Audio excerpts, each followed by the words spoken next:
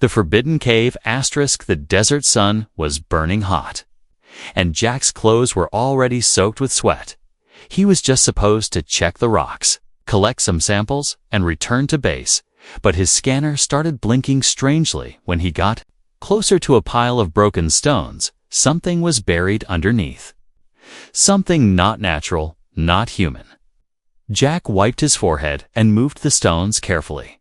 One by one, soon, a dark crack appeared in the sand.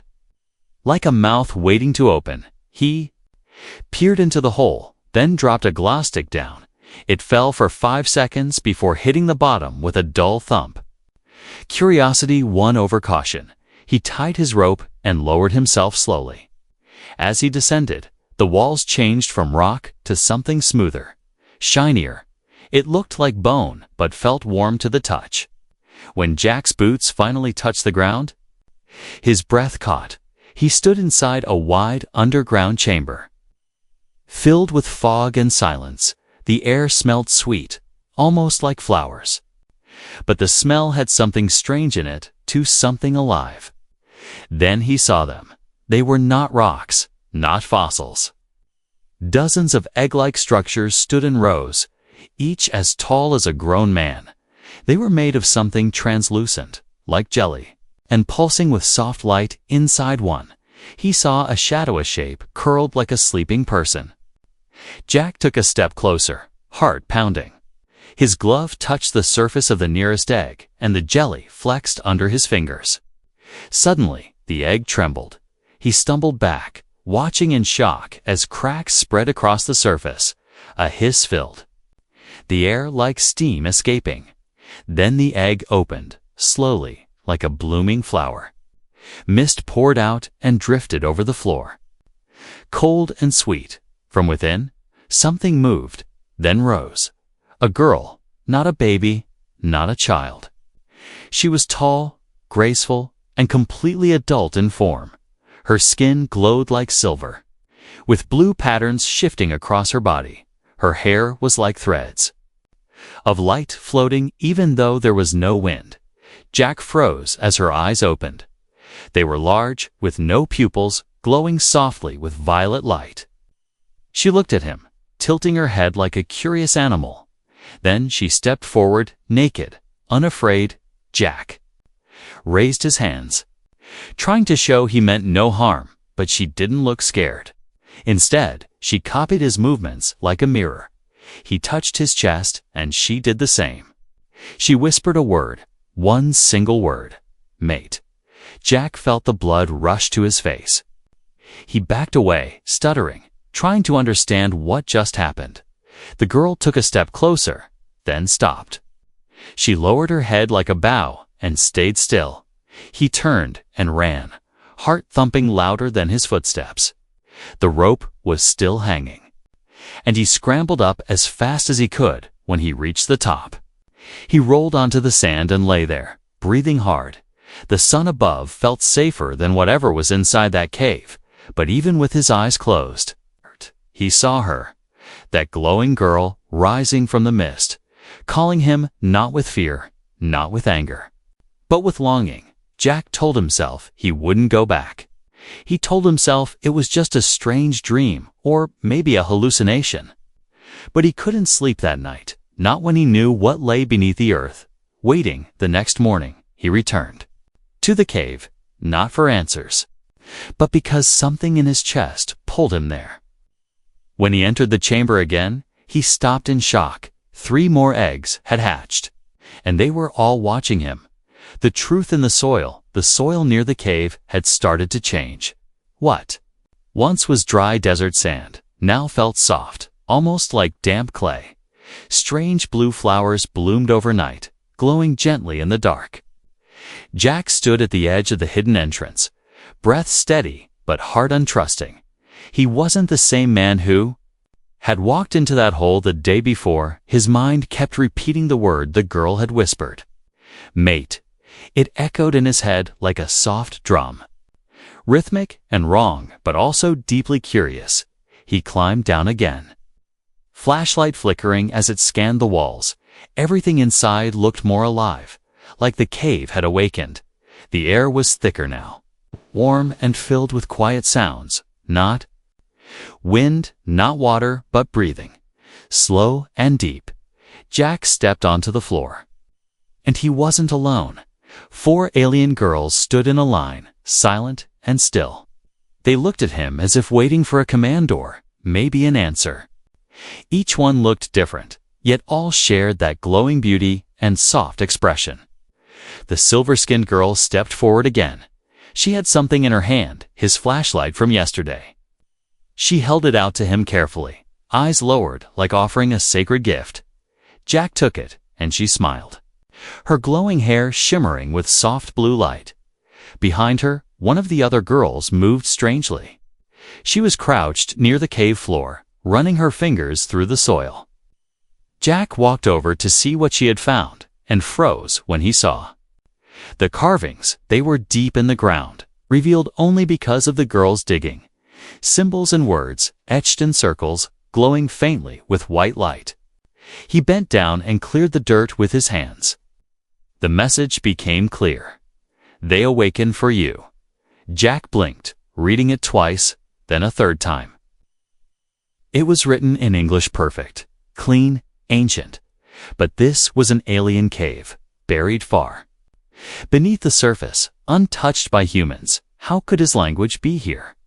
He turned to the girls, confused and suddenly suspicious, but their eyes held no threat, only quiet expectation. One of them stepped forward and copied the words with her. Fingers in the air, her mouth moved, and she tried to speak them, her voice shaking. Awak. N4.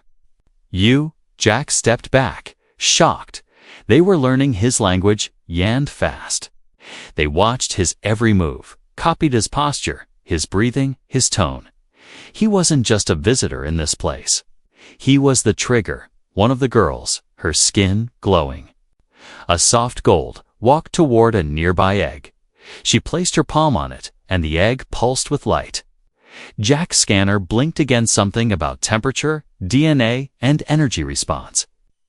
He grabbed the scanner and ran a test on the cave's floor. The results nearly made him drop it. The soil around the eggs carried human genetic markers, traces of Earth's DNA. It was impossible, but it was real. Something or someone had mixed human code into this alien creation. Jack stepped back and whispered, "Why me?" He didn't expect an answer, but the silver girl stepped forward and touched his hand. She looked into his eyes and repeated softly, "Because you dream." He didn't understand, but she pressed her palm against his chest, right over his heart. In that moment, the lights in the cave flared. Every egg began to glow, as if responding to that touch. The other girls closed their eyes, and their bodies began to hum with energy. Jack stepped away, afraid something was about to explode, but nothing burned, nothing broke. Instead, one more egg cracked slowly open, and from it, a girl emerged, her eyes already fixed on him. She didn't fall or stumble like a newborn.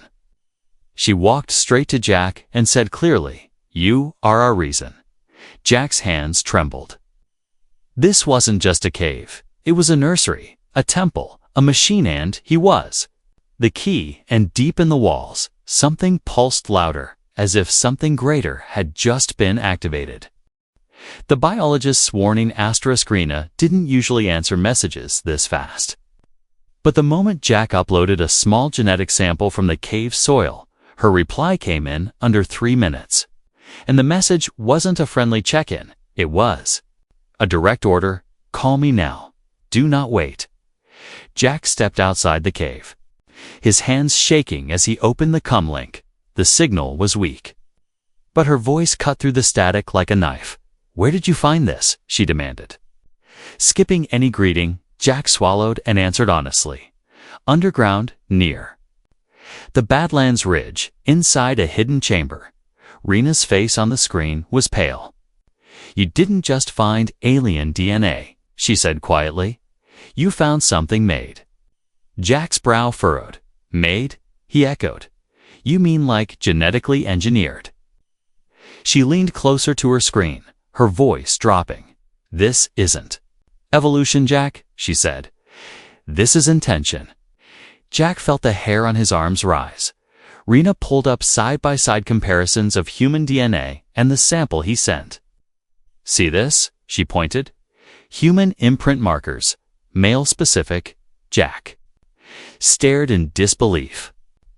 So whoever or whatever designed those girls used human male data.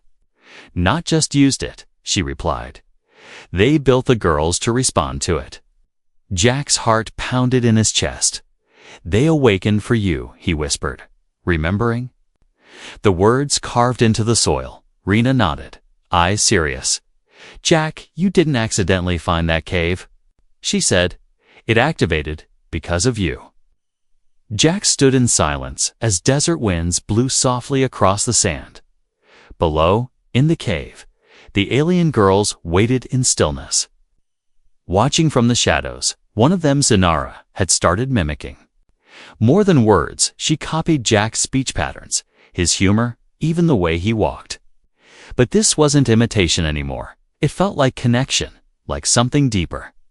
Jack had stayed longer each day, drawn not just by curiosity, but by a strange comfort he felt when he was near them. Now that comfort twisted into confusion and fear. What do I do? He asked Rena, his voice low. You need to leave, she said sharply. Before they complete the bond, Jack shook his head slowly. I think it's already started, he whispered. He rolled up his sleeve and showed his wrist. A faint glowing pattern had appeared on his skin circular. Shifting slowly with pulsing light, Rena's face turned from fear to pure alarm. Jack, listen to me, she said. That mark is not decoration, it's a neural tether. It means your brainwaves are syncing with theirs. He took a step back, heart racing. Is that dangerous? He asked. We don't know, Rena answered, because this has never happened before. Jack looked back toward the cave. Thinking about Zinara and the others, I don't think they want to hurt anyone, he said. Rena sighed, her voice tired now. That may be true, she said, but they weren't. Born, they were released, and you're not a guest in that cave. Jack, you're the fuse. Suddenly, the signal crackled and died. The screen went black. Jack tapped the come again, but the feed was gone. He looked toward the sky, seeing nothing but orange clouds and quiet stars. He turned slowly and made his way back into the cave. When he stepped inside, everything felt warmer, brighter. The cave glowed in soft blue and gold, like it was breathing with light, and in the center of it all stood Zinara. She held something in her hand, a stone with a jagged edge. Jack flinched at first, but she didn't approach him. Instead, she walked to the wall and carved a line beside the old symbols. Then she handed him the stone, placing it gently in his palm. Jack looked down at it, confused. She stepped close and placed her forehead against his chest. A soft sound filled his ears, not a word, but a feeling, something like sorrow, something like hope. He looked at the other girls now, all of them glowing softly, waiting for something. And then he realized they weren't just waiting for a mate, they were waiting for a guide, and deep inside his bones, Jack knew he wasn't here to observe them. He was part of them now, and whatever was coming next would change more than just his life. It would change the entire story of humanity. The first bond, the sky above the desert turned purple just before dusk, but deep below, in the living silence of the cave, time had no meaning. Jack sat cross-legged near the glowing walls. Surrounded by the alien girls, they didn't speak much. But their eyes never left him. He had tried to sleep, but his dreams were no longer his own. They were full of strange symbols, whispered voices, and flashes of distant stars. Each time he blinked, he felt like something inside him was changing. Not his body, but his mind. Zinara, the silver-skinned girl, sat closest to him. She held a crystal shard in her hands, shaping it slowly with her fingers. The light from it pulsed in sync with Jack's wrist mark. They hadn't spoken since the night before, But something deeper was forming. Jack didn't understand how. But he could feel what she felt, not with words, but emotions, memories, images. It was like touching her mind without leaving his own, and the more time he spent near her, the clearer the connection became. She looked at him now and placed the crystal beside his chest. "Choose," she whispered softly. Jack's breath caught. He didn't know what she meant, but her voice trembled as if the word held weight. The other girls moved away, giving them space. Zanara stood slowly, her body glowing with soft energy. She raised both hands and reached for Jack. He didn't move, just watched as her fingers gently touched the sides of his face. The cave grew brighter, pulsing with light. Jack felt a wave of warmth flood his body. And then images, not his own, flashed across his mind. He saw Zanara, alone in a dark place, curled beside her egg. He saw her watching memories human, memories fed into her while she slept. She saw Jack's world before she ever met him. She dreamed of trees, oceans, laughter, and fire. Then he saw something that made his hands shake. He saw his own face inside her dream long before he ever entered the cave. Jack pulled away, gasping. Zanara fell to her knees, her body flickering. With unstable light, the mark on Jack's wrist blazed, and the walls of the cave responded with a low hum. She looked up at him with tears in her eyes. Alien. Glowing tears that shimmered like liquid stars. "I was made from longing," she said slowly. Her voice broken but clear. "You are the echo I was born with." Jack didn't know how to respond. His chest felt heavy, like someone had placed a mountain over his heart. He reached forward and helped her up, holding her gently. She leaned into him, shaking softly as if afraid he would vanish. The others stepped closer again, watching silently. One of them, smaller than the rest, reached toward Jack's mark and touched it.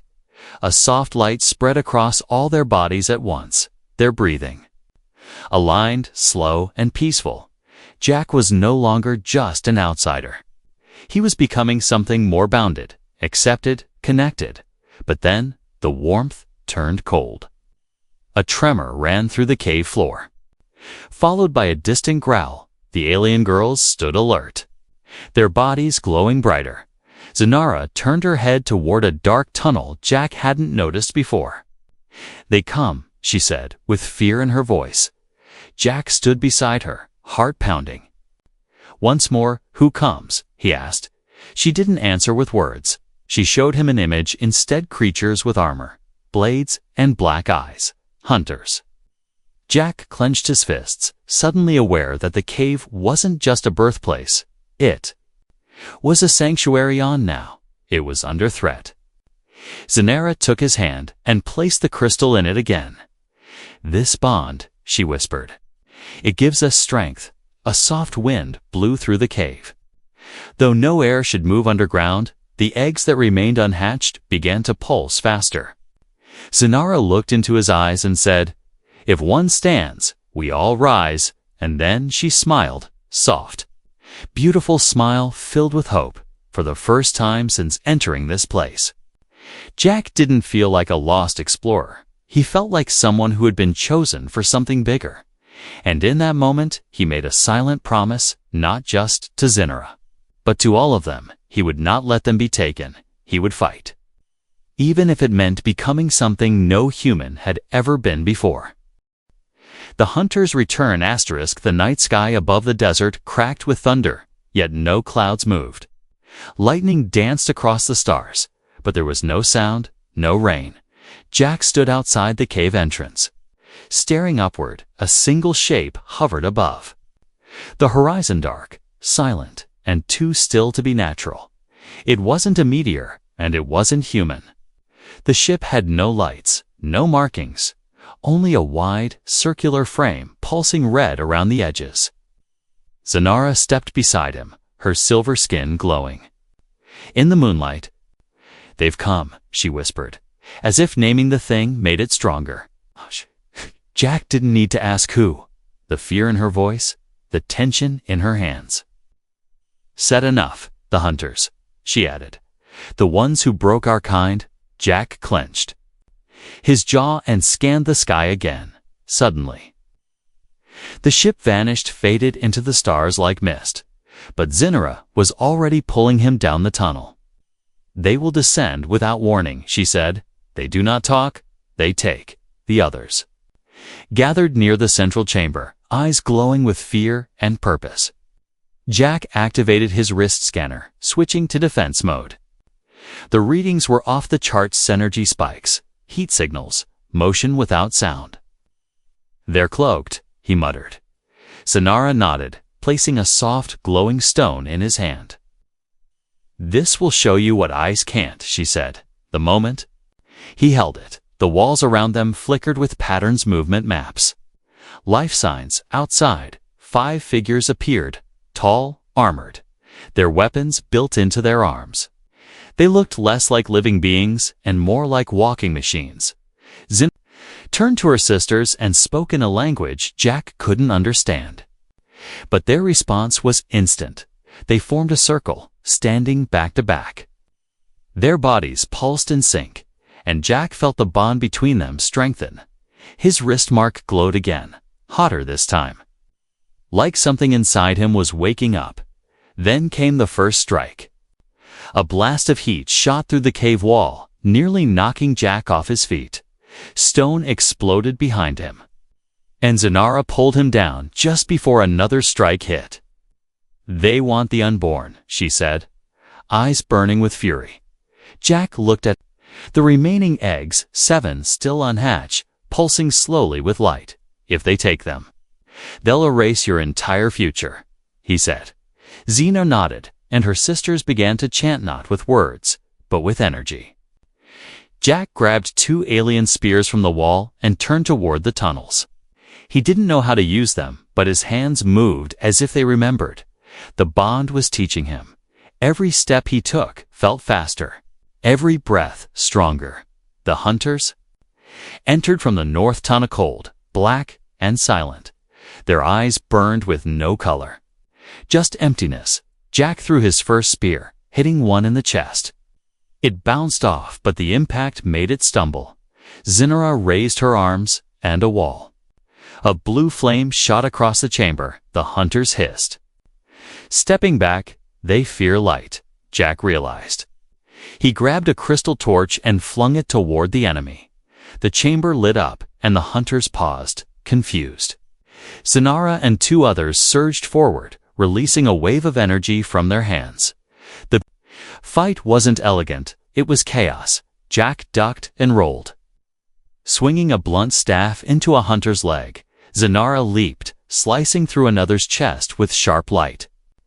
They were faster than expected, but the girls fought with fire in their hearts. Jack saw one hunter charging the eggs. He ran, faster than he thought possible, and tackled the creature from behind. They slammed into the stone floor, and Jack drove his weapon into the weak point near its neck. It shattered, and oily smoke poured from the crack. More came. But the alien girls didn't retreat. They protected each other, shielded the unborn, and stood beside Jack like warriors. For the first time in their lives, they were no longer prey. They were protectors, fighting not just for survival, but for the right to exist. The last hunter tried to retreat, but Zinara raised her hands one final time. Light exploded from her chest, brighter than the sun. When it faded, only silence remained. Jack stood panting, covered in dust, watching as the cave settled into stillness again. Zinara walked to him, eyes soft. "You stood between death and our future," she said. Jack didn't speak, but placed a hand on her shoulder. Together, they looked at the unhatched eggs, still glowing, still alive. But Jack knew this wasn't the end. The hunters had found them once, they would come again.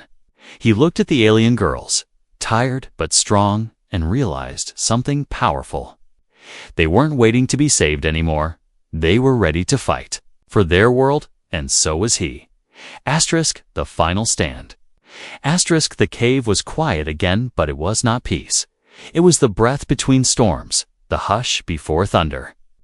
Jack stood in the center of the glowing chamber. Zinara beside him, her arms wrapped around one of the unborn eggs.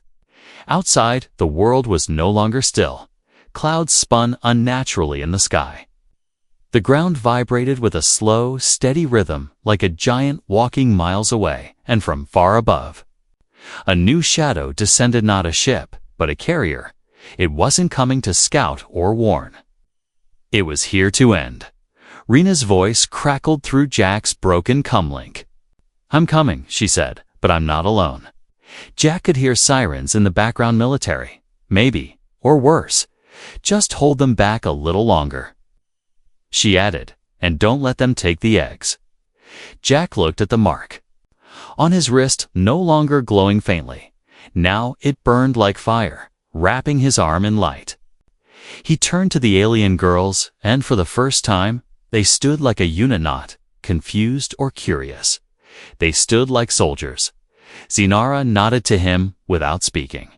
She knew what was coming.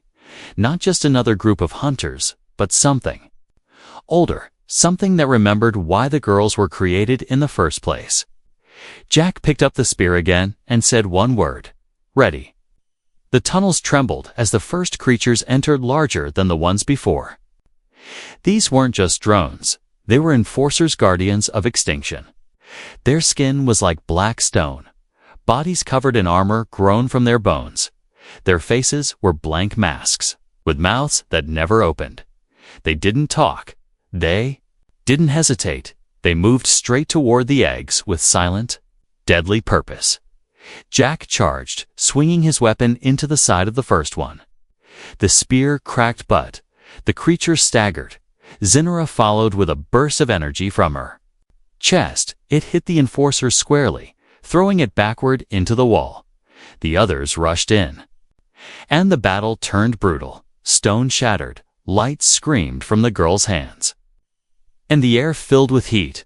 One egg began to pulse faster. Jack turned just in time to see a hand push through its surface. Another girl was hatching, but too soon, too fast. The vibrations had triggered early birth. Zinara ran to her, helping pull her from the egg before it collapsed. The newborn fell into Jack's arms, her body glowing weakly, not yet strong enough to stand. One enforcer saw her in charge, blade arm raised. Jack didn't think. He simply turned, covering the girl with his body. The blade hit, but the impact didn't come. Instead, a shield of pure energy surrounded them. Zinara screamed, not in fear, but fury, and released a shockwave so bright it turned the whole chamber white. When it cleared, the enforcer was gone, only a burn mark remained on the floor. Jack stood, holding the newborn girl. She opened her eyes and whispered, "Father." He nearly fell to his knees. The bond wasn't just emotional now, was blood deep, soul deep. The chamber shook again, this time, not from footsteps. A ship was descending into the canyon above the cave. Rena's voice broke through again. "We're here." Opening fire on their command ship. Zinara looked up, glowing brighter than ever before. "This is our last wall," she said. Jack handed her the newborn, then turned to face the final wave. There were too many, too strong, but retreat was no longer an option. Together, they stood, not as man and alien, but as one force. The cave lit with power. Voices rose in strange harmonies, and every heartbeat echoed with defiance. The final enforcers entered, weapons raised. Jack ran first, light bursting from his arm as he swung the alien staff like lightning. Zinara moved beside him, faster than flame. The others formed a line behind them, each girl using her unique gift of power and speed. The chamber became a storm. Jack didn't know how long they fought, only that they never stepped back. One by one, the enforcers fell, one by one. The lights returned to stillness, and then silence above. The carrier ship was gone, retreating, damaged, beaten. Rena arrived moments later with her team, breathless and stunned. She walked into the cave and saw what they had protected. She saw not just alien girls, but a new family, a new alliance. Jack sat beside the eggs.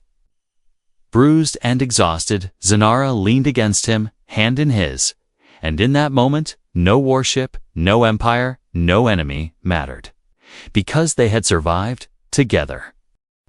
A new beginning. The egg cracked gently under morning light, not with urgency, not with fear, just peace. The sun had risen over the mountains, pouring golden rays through the new skylight carved into the cave roof. Zanara watched silently as the final hatchling pushed her way into the world. Jack stood beside her, not in armor, not in battle stance, just a man with dust on his hands and hope in his eyes. The war had passed, the fires had faded, but something brighter remained. Life. The newborn girl blinked slowly, her skin glowing with gentle purple. She looked up at Jack, reached out and placed her tiny hand on his chest. And for the first time since the cave was opened, she smiled without confusion. "You," she whispered, "you stayed." Jack knelt and pulled her close, wrapping her in a soft thermal cloth. The other alien girls gathered around her like sisters, not competitors, not rivals. This was a family now, and it was growing. Weeks had passed since the final battle. The cave had changed, again less of a tomb, more of a home. Stone benches, formed from shaped crystal. Waterfalls trickled down glowing walls, creating pools where the youngest could rest. Rena and her science team had built a protective dome above the site. But they didn't interfere. They studied from afar, whispered in wonder, and left the space to those who belonged to it. Because no human lab could explain what had happened. Here, the bond Jack shared with the girls had gone beyond biology. It was memory, instinct, and something sacred when he spoke. They listened not as students, but as kin. When he smiled, they smiled back with trust. Zanara walked with him each morning, her hand in his. She didn't need words to tell him what she felt. The way she looked at him said everything. Gratitude. Strength. Love, not romantic, not programmed, real. One evening, Jack stood at the cliff's edge above the cave. The stars shimmered, and a soft wind danced through the quiet. He thought about the beginning, the fear, the eggs, the first time. One whispered, "Mate." How strange that such a word had led to something so beautiful. He wasn't a hero in the classic way. He didn't carry medals or titles or war stories. He carried something deeper, a legacy born from compassion, not conquest. The alien girls had adapted fast. Within weeks, they began learning languages, building tools, and exploring safely outside. They wore robes gifted by human teams, decorated with symbols they drew themselves. Each girl bore a mark on her hand, a symbol of their first bond with Jack. One by one, the girls chose names not assigned, not translated, names that meant something to them. Zanara had always been Zanara. But now she also meant first light. The youngest girl, the final hatchling, named herself Luma, meaning born of peace. One day, a global council requested to meet them. Rena said it was optional. Jack asked the girls what they wanted. Zanara spoke for them all. "We choose when to be seen." So they waited, not hiding, not running, just living. And Jack stayed with them, not because he had to, but because this was where he belonged. Rena visited less now, but when she did, she brought gifts from the world above, stories, books, seeds, instruments. Luma loved music most. She sat for hours listening to recordings of Earth songs, learning notes, humming with joy. Jack watched her and knew the future didn't come from the stars above or the threats beyond. It came from those born in silence, in hope, in kindness, and in those who chose to protect them without asking for anything in return. One quiet night, Luma sat beside Jack, the stars bright above them. "Why did you stay?" she asked. He looked at her, then up at the sky. "Because you were worth it," he answered. And she leaned into his side, warm and safe. That night, the wind whispered no warnings. No ships passed overhead. No danger stirred, only peace earned. Protected and shared, the eggs were no longer symbols of fear. They were the start of something better, not just for the alien girls, but for both species.